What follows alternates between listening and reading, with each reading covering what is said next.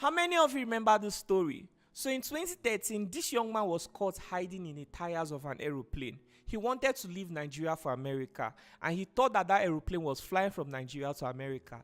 But unfortunately, it was flying from Benin City to Lagos State. He was apprehended by the government, and today he's now a grown-up man and is here on the Lokido Experience to share his story. This is his story.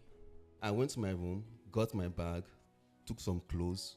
I even took sweater self, took 1 can water, just in case. So when I was inside the tire compartment, the plane moved a little, then it stopped. I was like, did they see me or what? When the tires opened, let me look down to see where I am. I was not seeing black people with Lagos buses. I was like, what? Oh, God. I'm still in Nigeria. I never go anywhere. Oh, my goodness, bro. I can't believe this is you. You're not a big boy, yo. Thank you so much. So what gave you the courage to make that decision? Well, I was 13 years old in 2013. And the reason or what gave me that courage was the way my family or the way I was living was really during that period. Because my mom, she was the only one taking care of me and my siblings. She's an hairstylist. Most times she do go out and even come home late just to put food on the table for us. And life was very, very difficult that time. And I love watching movies, mostly all American movies. I love watching movies. And I saw the way they were living there. And I was like, oh, I wish I can live there also. So during that period, even before that time, I did what I did. I was already having the thoughts like, since I am always watching the movie, I'm always seeing them as they are living, maybe I will try my best and do what they are doing. Because I was still a little boy at that time. I didn't even know anything about the flight or anything like that. So on 2013, when I was 13 years old, August 24th, early in the morning, as early as 4 a.m. to 5, I was still awake watching movie. So the idea just came into me like, look, time to do this. Time to just go and do it. So I went to my room, got my bag, took some clothes. Normally, I know that is very cold. I would took sweater self, took 1 can water, just in case. So, because my school was close to airports that time, and I used to pass back of airports as shortcut home. I was schooling in government school, Ogbe, at Ringwood, at down Papala side. Ogbe, the name of the school. So from your school, you used to see plane going and coming. Yeah. And you thought every plane is going to America. I didn't know there are different ways to go to America. So on that day, I left the house as early as 5. I trekked down to airport because we were staying at Ekran Road Trade Fair. So I knew some shortcuts that can easily take me to airport easily. So when I got to the airport, it was 6 a.m., 6 to 7 a.m. in the morning. And I went back to the airport because the fence was all those iron net fence. So I found a hidden way I can go inside because there's a spot in the fence that was cut away. The fence downside was kind of cut. So I just passed through there inside the airport. So I waited for a very, very long time. It was a very long time until the time got to 9 a.m. I was sitting on the runway on the plane where the plane will pass and go. So my mind was like, Daniel, just chill, just go back. Nothing is happening. Nothing is going to stop. So the moment I went to just leave, that's when I saw the plane coming to land. And I went to hid among the tall grasses there because there was tall grasses around. So I went to hid among them. I went to hide. After the plane discharged the passengers and load again, ready to take off. I ran outside and I stood at the plane, at the side, under the plane. I've not entered yet. I was debating whether to go to the front tire or the back tire, but the plane had not yet moved. It's still standing still, waiting for signal to go. So I just, okay, let me just go back. Let me go back to the back tire. I went to the back tire. I climbed inside and I sat down. I sat down in between the tire compartment because there was something that was separating the tires from touching.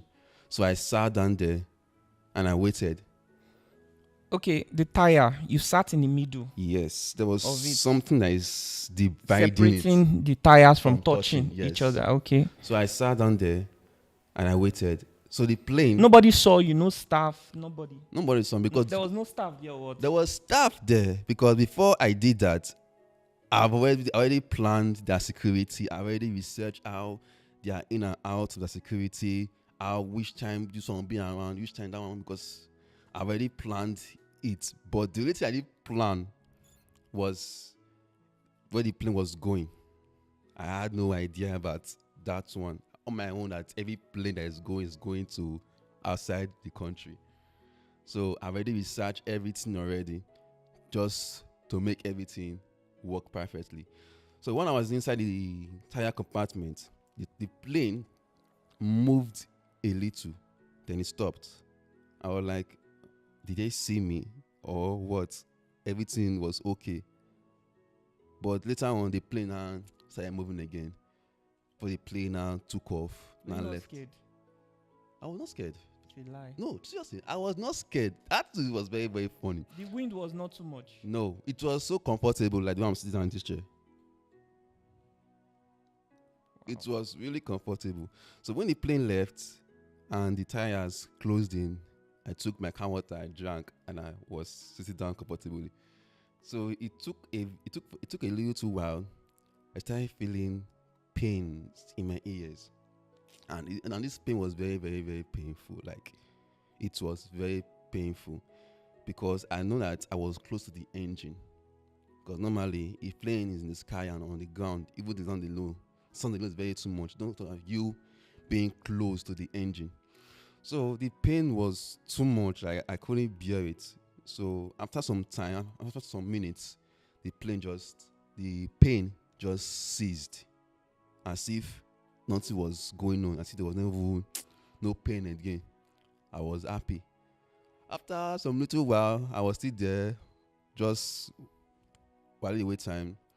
So I felt like the tires want to open. I was like, is it so quick? I've gotten to where I'm going.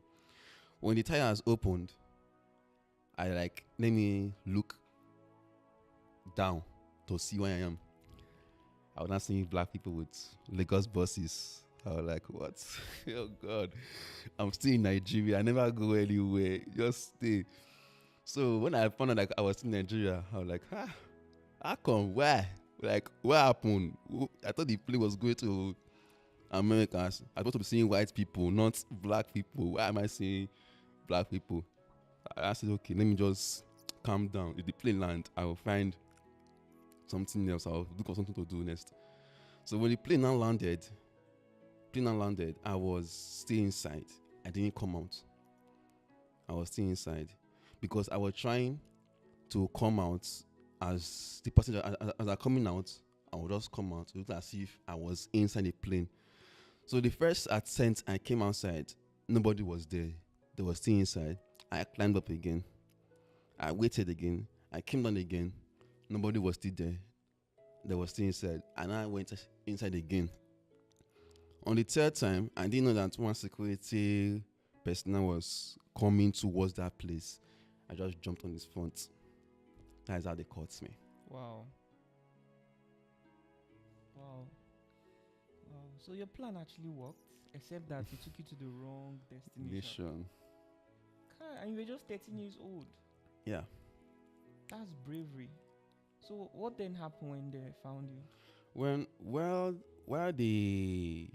the security personnel caught me, that was then I was not afraid. That was now afraid. That was when all the fear. What did he see immediately he saw you? He grabbed my shirt. Mm. Is on the picture. He grabbed my shirt and hold my bag. Okay, is this person that is it this man? Yeah, that's the man. Yeah.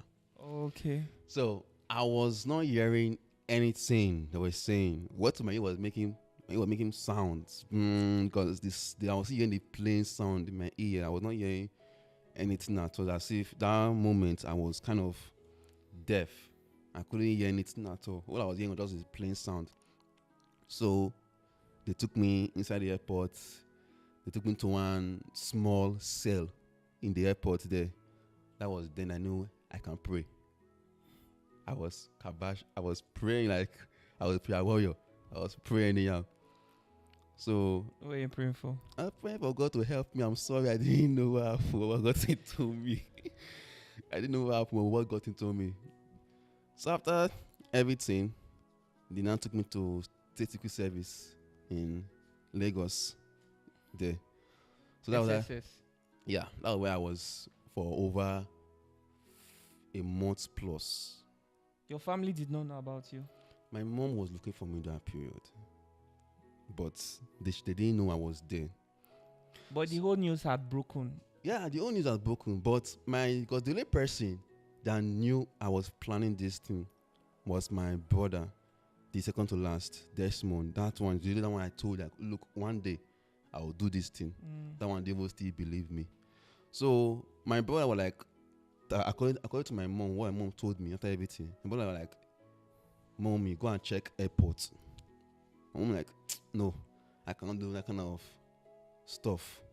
So when my uncle that was in America, and I saw the news on Facebook that, see what I did.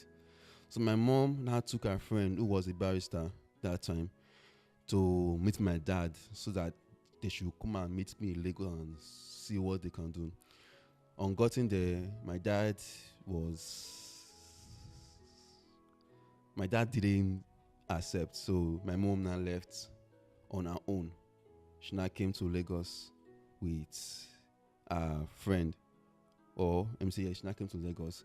So we actually spent a week in Lagos before the governor of Benin, Adam Oshomole, at that time, now sent for me. So the following week, we came to Benin and we met with the governor of that time, Adam Oshomole, and we spoke, we talked, and he gave me scholarship. And I was kind of staying in the government house during that period before I started schooling, secondary school. It was actually a boarding school, Edo College. Now, let's go back to Secret Service. You were there for 1 month. Yeah. What was happening while you were there?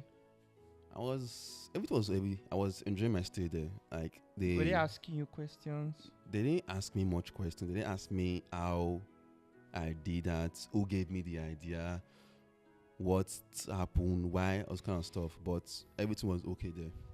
They were taking good care of you. Yeah, they was taking good, very, very care of me. I was even wishing I could stay longer. So they finally then brought you back to Edo State. Yes, because then when they brought you back, the Edo State governor Oshomole Yes. met you. Yes, he sent for me because I was staying. Because when they brought me from Lagos, I went straight to Benin State Security Service also. So I spent the night there. The next morning, I went to the government house. Some cars, they took me to the government house with some escorts. So I went to the government house to meet the governor there. Nice one. So then the government gave you a scholarship for secondary school? Yes. Not for tertiary institution? Also with that, as in from secondary school to my university. Wow. What were some other things they promised you? The one thing they promised me was that, okay, I will go to that side I'm planning, or I want to go. That they'll really take you to America? Yes. They told you they'll take you to America? They told me they'll take me to America. That's so and so, that they'll support me, support my mom in her business, and you'll also support me in everything I'm doing. But all I'll say is I'm very grateful for the scholarship it gave me, with the government gave me. I'm very, very grateful. But to be sincere, like, to be honest, I won't say that is. I'm very grateful, yes, but I won't say that is really what I wanted that period, even up to now. I'm actually done with school. I graduated from AAU. I'm studying university in Nepoma, accounting. So, but nothing has actually changed. It was only as if it was only the school that was there. Even up to now, I'm even still struggling. But they didn't promise you anything apart from your education. That is what I'm saying. They promised me that they will support me. They never did. They never did. What about your mom? Did they support her? No. Okay. Well, the most important thing, which of course is basic Yeah. education, that's what was given to you Yeah. because the government felt that okay, that is what every child deserves, education. So I really can't tell, but the beautiful thing is that you survived that. Yeah. Um, you survived the whole experience. And while you were in school, was there any sort of privilege, like maybe monthly allowance or something? No. Nothing like that. So it was your mom that was taking care of you. Yes. What they really do is give me the money for the school fees. That was all. Okay. Now, who was giving you the money? It was there was a lady under everything that was taking care of everything. All I want to do is to just go to the office and get the money. What's the name of the office? What's the name of the lady? Her name was Mrs. Sende. Mrs. Sende Okay. in government house. Okay, so you have to go to government house every before the school resume to get my school fees. Okay. Which school was that? My secondary school was Edo College, boarding school. Okay, it was a boarding school. Yes. Okay. Wow. What you did was really courageous, honestly. I don't think a lot of people would have wanted to take a decision like that. I can't imagine how difficult your life must have been for you to have taken such a very risky decision, because I'm sure by now you have also researched other stories of stowaway. Yeah, I did. You heard that some of them lost their lives. Yeah, I did. So you were very lucky to have even survived that. And thank God it was a short distance flight, 1 hour. Yeah. Imagine if it was like a 7 hours flight. Do you think you'd have survived that? What about your health? Were you giving medical attention? No. You didn't tell them that you can't hear, I told them. but they didn't take you to hospital. They didn't take it that serious. They didn't even call a doctor to see you. No. Even right now, as we are talking, I'm also hearing the sound. The sound of the airplane. After how many years? 14, it's 14, 13 years now. Yeah. Wow. So sorry. So what is life at this moment for you? What is life like? You've graduated from school. What are you doing? How is your family doing? How is everything? What about your younger ones? Well, life after school, I would say nothing has really, really changed. I'm still struggling, and I'm an hairstylist. I'm also an hairstylist. I do ladies' hair. I also barb. So that's my skill. I went into that one since, just in case if nothing worked out. My mom, she's still around. She's still struggling. My sister, my siblings, they are still around. My sister is already done with school. She's still looking for a job, but everybody's still fine. But I would say it's still hasn't been easy. Because right now, my mom lost her shop.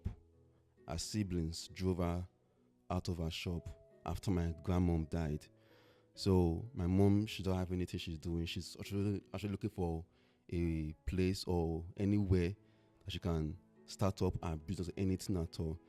So I haven't been able to even support as much, but I'm still trying my best because it hasn't been easy. It hasn't been easy at all. I'm not gonna lie. How old are you now? I'm 25. As well, the journey of life it's not easy in any way. What do you guys think about this young man's story? Would you have done the same thing if you had the idea? as at the time you were 13? Please indicate in the comment section. I think what he did is a definition of bravery. I remember what my lawyer said, that the thin line between bravery and foolishness is the outcome. If he succeeds, it's bravery. If he doesn't, then it's foolishness. Anyways, what can you expect from someone who was 13 and tired of the Nigerian economy? It's just unfortunate that a young man like this had to take a decision like this. I don't think I've heard that a teenager in America or any of these other developed countries, did make decisions like this. So, how is your business doing? Do you have your own shop where you plait people's hair, or you do home service? No, I don't have my shop. I'm working under somebody. You work under someone. Yes. Okay. So, what's your social media account if people want to reach out to you? Well, I'm only on TikTok. You're not on Instagram. Instagram, my phone is always like always killing my. They will put my Instagram down without me do anything. So since I can't have my Instagram, I'm just let it be. So because Instagram will not let me post or do anything, even if I'm trying to do something on my Instagram, they'll disconnect it. So decided to just stick on TikTok. Are you doing something with your phone that you're not supposed to do with it? No, I'm not doing anything. Because once you've done that and they trace your IP, you will never be able to use this phone. Because I would say maybe when I got the phone, because I bought it, I have to work hard to save up to ever get this phone. So maybe from the person I got the phone from, it's kind of UK use, it's not new one. Okay, maybe the IP, something like that. Because once they figured out that if particular phone is being used for illegal purposes, no matter how many accounts you try to recreate, especially if you are doing it from that phone, or with that email address, it will always be brought down. So most times it's either you change your phone and then use another email address and try to be authentic. I don't really have any money to buy a new phone, so I decided to just stick on TikTok. And my TikTok name is plain_boy2. So after everything you experienced and you had to go through, you say life is still difficult for your family? Life is still difficult for my family, yeah. It is well. Nigeria, my country. May God help us all. What do you think about this young man's story? Your dad was not in the picture. Is there a reason why? I mean, your mom had to raise 4 children by herself. There's a reason why. Because it was never there. So I don't see a reason why me putting him in the picture if he wasn't there when we needed him the most. At which point did he leave? Because you are the first child. I would say it's even before my junior ones were old enough to know anything, because my dad was not that kind of a father-like figure, and I don't want to go into details, but it wasn't around. Let me put it that way. It wasn't just around. So sorry.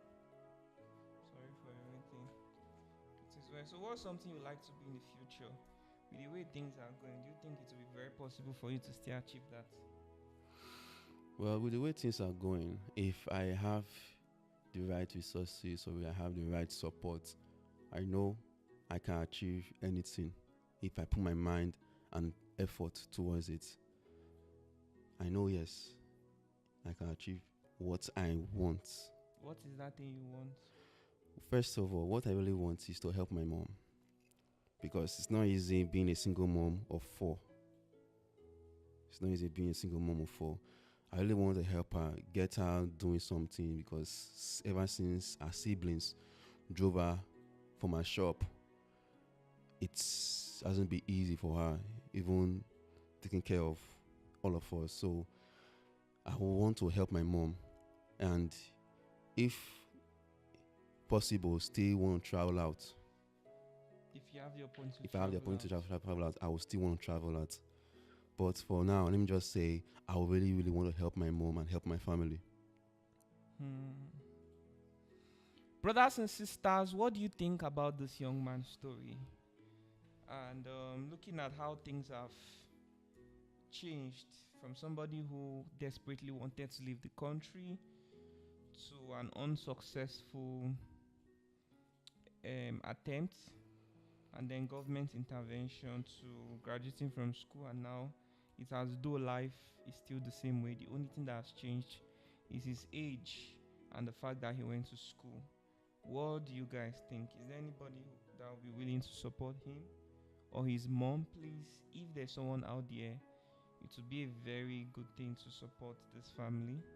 I understand life is difficult for a lot of people, but the fact that at 13 he attempted to make this decision, leaving the country to fight for greener pastures, to change his family situation, it tells a lot that that young age he was aware of the family suffering and the situation, and all he wanted to do was an opportunity to just change the family situation. And even up till now, he's still looking for such opportunity, and he doesn't know if there will ever be an opportunity like that in this lifetime. So if you are watching and you are well connected to help somebody who wants to leave this country, please, it would be very good to reach out. There's a number on the screen that you can call to reach out to him.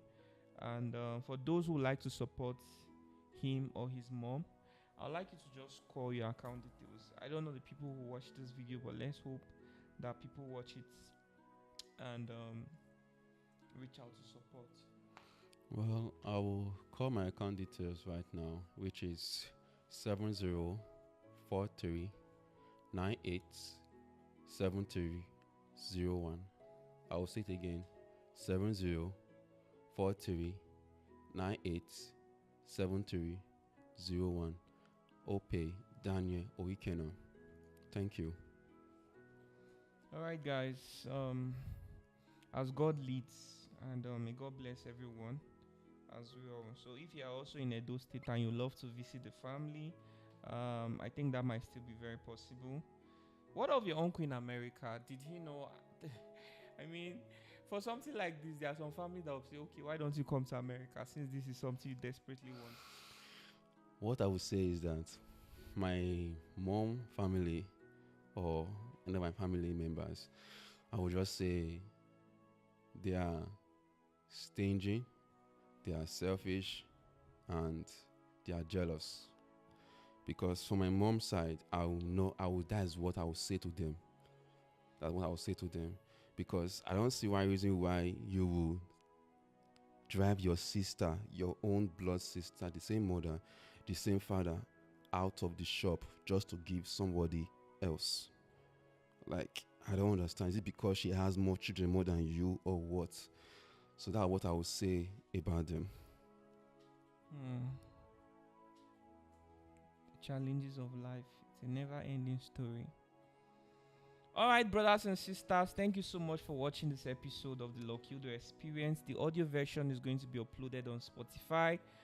We started this interview with a question. Now we've left you with something to think about. Please do well to share the story to people if you find it interesting enough. Help us to build this platform, because we are working so hard. We are hoping that we grow to the point where thousands of people watch us on a daily basis, and that will really inspire us to go, find more interesting stories, unheard voices. We are bringing it to the screens of the Nigerian and African people. Thank you very much for staying with us throughout this episode. Daniel. Yeah. Thank you for sharing your story. Thank you so much for having me. I appreciate coming all the way from Edo State to Abuja. I appreciate the effort. God bless you so much. At this point, thank you so much. We have to say bye to the viewers. Hi guys, thank you for watching this episode of the Lokiudo Experience. Please, if you would like to assist anyone, please reach out to the number on the screen. We are the follow-up team of the Lokiudo studio, and I am Bright. I'm David. I'm Latifa. Veronica. I'm Messi. Our job as the follow-up team is to make sure that everyone who shares their story are not left unattended. My colleague will walk you through on how the follow-up team was created. Let me walk you through the history of why we created the follow-up team. Over the years, we discovered that people reach out to our guests pretending to help them, while the sole aim is to take advantage of them. Because of this, we stopped putting out our guest phone number online to protect them from these predators. We are seeing some situations where people receive support and do not use the money for what it's meant for. They stop replying to our messages and stop giving updates, leaving people that support wondering what happened. That makes it look like nothing was done, and effort of Lucky Udu Studio are not seen. So the reason the follow-up team was created is simple. We want to track every story, know what support came in, and confirm it was used the right way. That is why we are seeking the cooperation of the public. Whether you are watching from Facebook, YouTube, or Instagram, or anywhere else, we need your support to make this work. Cooperating with the follow-up team helps you in many ways. It helps you know that your support is going to the right place. It's also helped the world see that this platform is truly changing lives. At the end of the day, this is not just about telling stories. It is about changing lives. We are calling out for sponsorship and partnership. Every day we interview different kinds of people with all kinds of stories. Among are those who need help with school, health, therapists, sponsors, justice, legal support, business training, or even someone just to talk to. We need partnership to grow this brand. We can do more and we can go further. But to do that, we need support from the right people. If you would like to be a partner or sponsor, kindly reach out through the email address on the screen, luckyudostudio@gmail.com. Once again, we are the follow-up team and we're doing our best to keep this platform impactful and transparent. Thank you for watching and thank you for being part of the Lucky Udo experience. Bye!